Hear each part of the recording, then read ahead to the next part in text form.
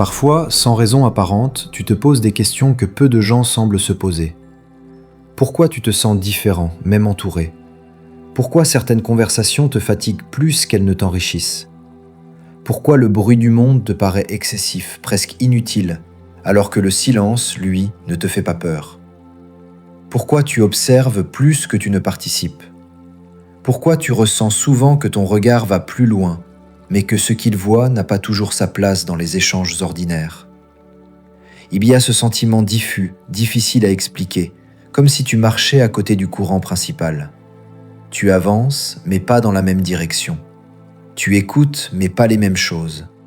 Tu peux être présent physiquement, mais intérieurement ailleurs, dans une réflexion plus lente, plus profonde, parfois plus lourde aussi. Et cette distance, tu ne l'as pas choisie consciemment. Elle est là, simplement. Alors tu te demandes si quelque chose cloche, si tu es trop silencieux, trop réservé, trop sensible, si tu devrais forcer un peu plus, parler davantage, te fondre dans le rythme général. Peut-être t'es-tu déjà reproché de ne pas être comme les autres. Peut-être as-tu même tenté de l'être pendant un temps, avant de sentir que quelque chose en toi résistait, comme une fatigue sourde, une dissonance intérieure. Le monde n'aime pas ce qui ne comprend pas immédiatement. Il préfère ce qui est visible, rapide, bruyant, mesurable. Il valorise ceux qui occupent l'espace, ceux qui parlent fort, ceux qui semblent sûrs d'eux sans trop se questionner.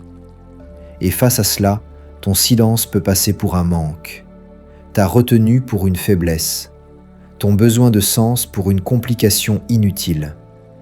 Mais au fond de toi, tu sens que ce n'est pas toute la vérité.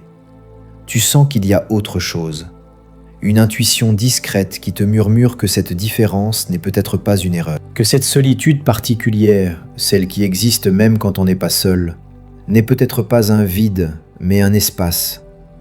Et si ce que tu ressens depuis si longtemps n'était pas le signe que tu es à côté de ta vie, mais au contraire que tu la regardes depuis un endroit plus profond ? Et si ce malaise diffus, cette impression de décalage, était en réalité une invitation à comprendre quelque chose d'essentiel sur ta nature ? Car il existe une vérité que l'on évoque rarement. La majorité des êtres humains ne se sentent jamais vraiment seuls, non pas parce qu'ils sont profondément connectés, mais parce qu'ils ne descendent jamais très loin en eux-mêmes. Ils flottent à la surface des choses. Ils avancent portés par le mouvement général.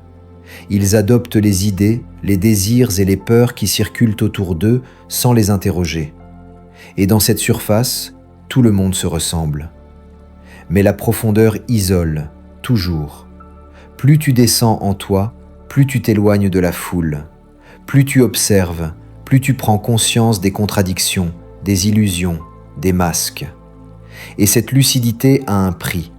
Elle te sépare de la légèreté apparente de ceux qui ne regardent pas trop loin. Non pas parce que tu es supérieur, mais parce que tu es attentif, présent, habité. Ce que beaucoup appellent normalité est souvent une absence de friction intérieure, un alignement confortable avec ce qui est attendu. Mais toi, tu ressens la friction. Tu ressens le tiraillement entre ce que le monde valorise et ce que ton esprit cherche réellement. Et cette tension, aussi inconfortable soit-elle, est un signe de vie intérieure. Tu n'es pas cassé parce que tu ne te reconnais pas dans le bruit ambiant. Tu n'es pas en retard parce que ton chemin est moins visible. Tu n'es pas faible parce que tu ressens intensément. Bien au contraire. Ce que tu vis est souvent le lot de ceux qui perçoivent plus de nuances, plus de profondeur, plus de complexité dans l'existence. Il existe des esprits qui ont besoin de vitesse et de stimulation constante pour ne pas se confronter à eux-mêmes.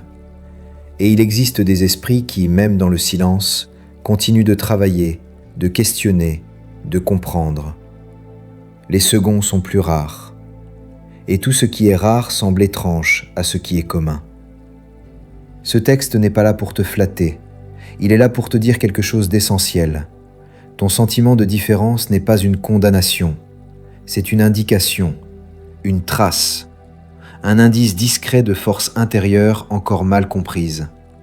Et si tu continues à écouter jusqu'au bout, tu verras que ce que tu as longtemps perçu comme un manque peut devenir une fondation.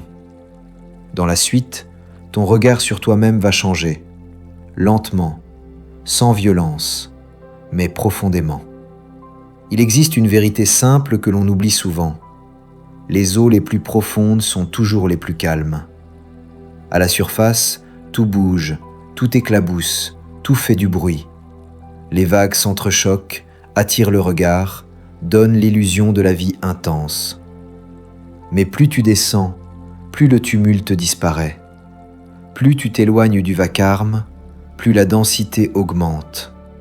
Et au fond, là où la lumière est rare, tout est stable, lent, silencieux, mais infiniment puissant. Les êtres humains fonctionnent de la même manière. Ceux qui vivent à la surface ont besoin de parler beaucoup, de réagir vite, d'être vus, validés, stimulés en permanence. Leur énergie se disperse, leur identité se nourrit du regard des autres. Leur silence les inquiète, parce qu'il les confronte à un vide qu'ils n'ont jamais appris à habiter.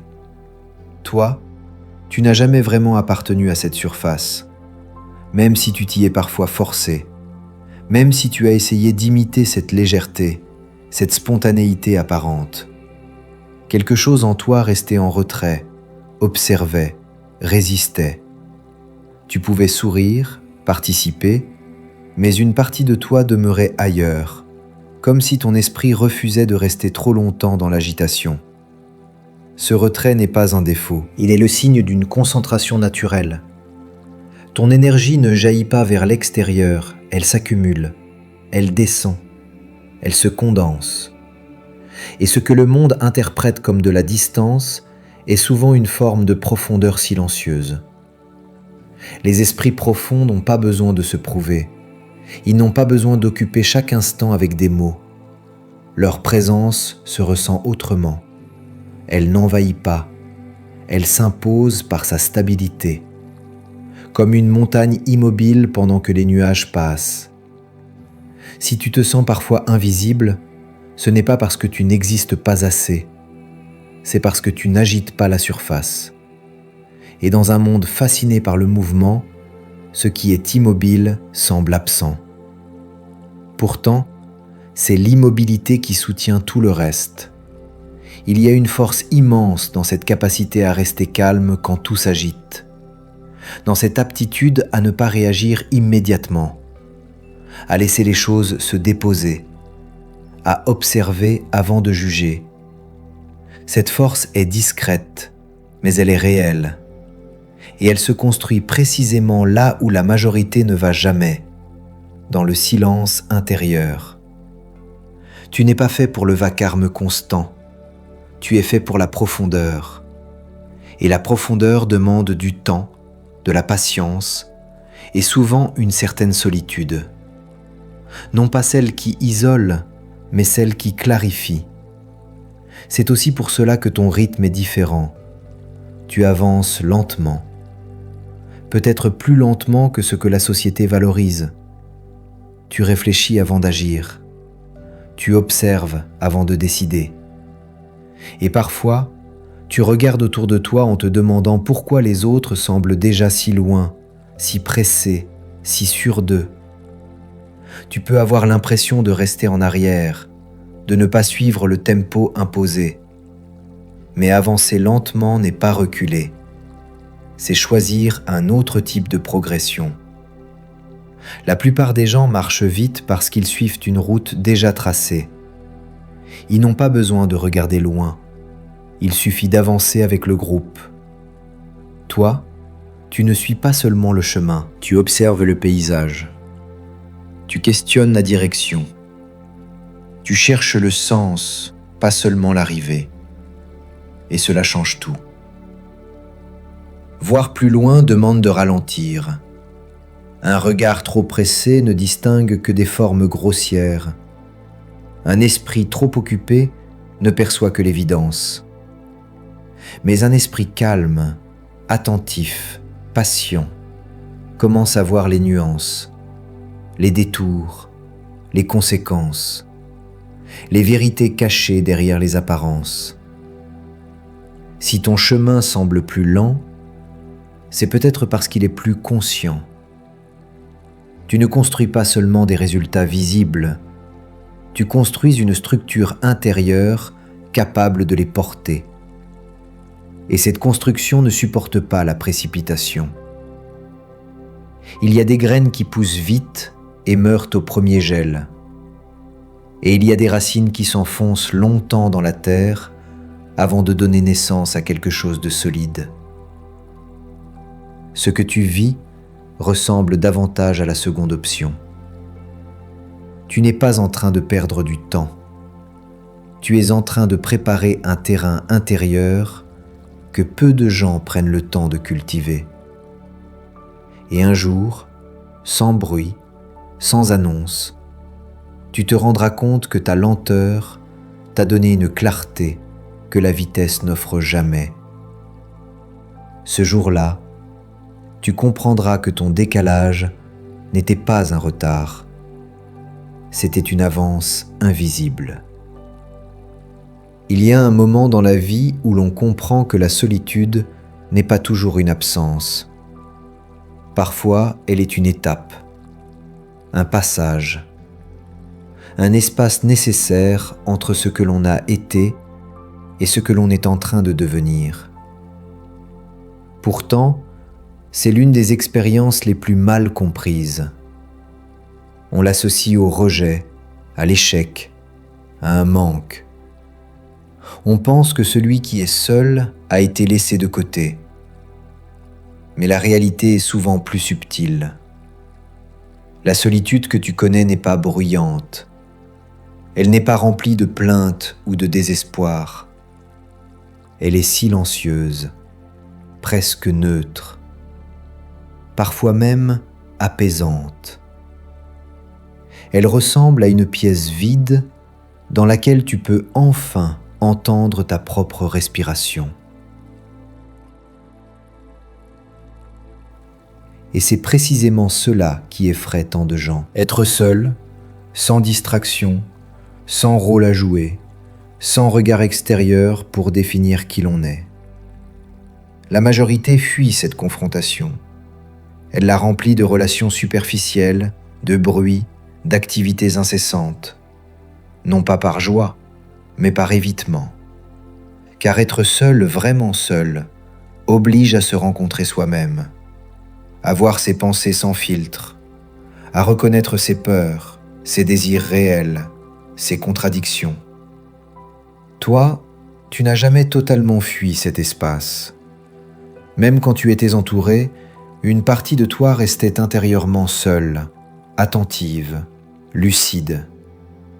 Et c'est dans cette solitude que quelque chose s'est formé, lentement, sans que tu t'en rendes compte. Les périodes de retrait ne sont pas des punitions, elles sont des ateliers silencieux. C'est là que se forge la clarté, la cohérence intérieure, la capacité à ne plus dépendre du regard extérieur pour exister. Un être qui a appris à rester seul sans se perdre devient difficile à manipuler, difficile à ébranler. La solitude, lorsqu'elle est traversée consciemment, n'affaiblit pas. Elle dépouille. Elle enlève le superflu. Elle révèle ce qui reste quand tout le reste disparaît. Et ce qui reste est souvent plus solide que tu ne l'imaginais. C'est pour cela que certaines personnes, après avoir longtemps été seules, dégagent une présence particulière. Elles n'essaient pas d'attirer, elles n'ont pas besoin de convaincre. Elles sont simplement là, entières. Et cette complétude tranquille se ressent. Si tu traverses ou as traversé une période d'isolement, ce n'était pas un vide à combler, mais un espace à habiter. Un espace où ton esprit a appris à se tenir debout sans appui constant. Peu de gens développent cette capacité, et ceux qui le font en ressortent transformés. Mais cette transformation a souvent un autre visage, plus délicat, la sensibilité. Tu ressens peut-être plus que les autres, les ambiances, les non-dits, les tensions subtiles, les changements d'énergie. Là où certains passent sans rien remarquer, toi tu captes. Et pendant longtemps, tu as peut-être cru que cette sensibilité était un handicap, qu'elle te rendait trop vulnérable, trop affecté, trop perméable. Le monde n'est pas tendre avec les esprits sensibles. Il les pousse à s'endurcir, à se fermer, à se blinder. Il confond force et insensibilité. Il admire ceux qui ne semblent rien ressentir, sans comprendre que bien souvent, ils ont simplement appris à ne plus regarder. La sensibilité n'est pas une faiblesse, c'est une perception fine, comme une corde tendue qui vibre au moindre contact. Mal protégée, elle s'épuise. Mal comprise, elle fait souffrir. Mais bien maîtrisée, elle devient un instrument de précision. Les personnes sensibles voient plus clair parce qu'elles sentent plus profondément. Elles perçoivent les incohérences, les masques, les faux-semblants.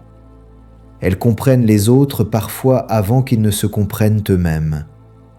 Cette lucidité peut isoler, car elle rend certaines conversations creuses, certains comportements évidents, certaines ambitions vides. Mais cette même sensibilité, lorsqu'elle est accompagnée de discipline intérieure, devient une immense force. Elle permet de choisir avec justesse, de sentir quand il faut parler et quand il faut se taire, quand il faut avancer et quand il faut attendre. Elle donne accès à une intelligence subtile, non pas basée sur la domination, mais sur la compréhension profonde des dynamiques humaines. Tu n'as pas à t'endurcir au point de t'éteindre. Tu n'as pas à nier ce que tu ressens. Ce que tu dois apprendre, c'est à protéger ton énergie, à poser des limites, à ne pas t'exposer inutilement au bruit et à la superficialité. La sensibilité demande un cadre, pas une suppression. Un feu mal contenu brûle tout autour de lui. Un feu maîtrisé éclaire et réchauffe. Ta sensibilité est ce feu.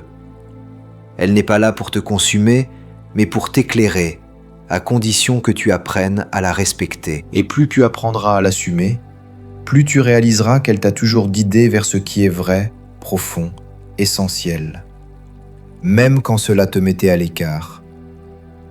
À force d'observer, de ressentir, de marcher à ton propre rythme, une idée finit par s'imposer doucement. Tu n'es pas perdu.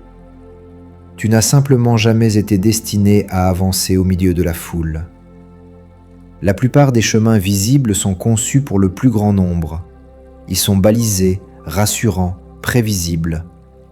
Ils offrent des repères clairs, des récompenses rapides, une impression de progression immédiate.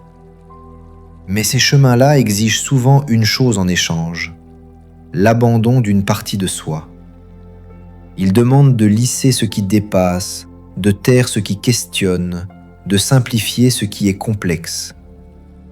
Beaucoup acceptent ce compromis sans même s'en rendre compte. Ils préfèrent appartenir plutôt que comprendre. Toi, quelque chose en toi a toujours résisté à cette simplification. Tu n'as jamais réussi à te satisfaire de réponses toutes faites. Tu n'as jamais été entièrement à l'aise avec les rôles trop étroits, les définitions rigides, les attentes imposées. Et ce refus silencieux t'a placé en marge.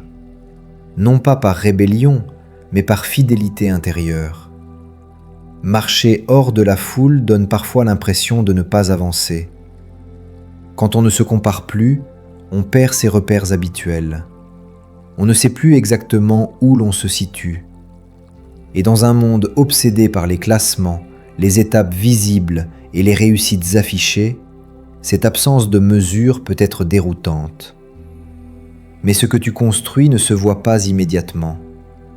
Ton chemin n'est pas horizontal, il est vertical. Il descend en toi avant de s'élever.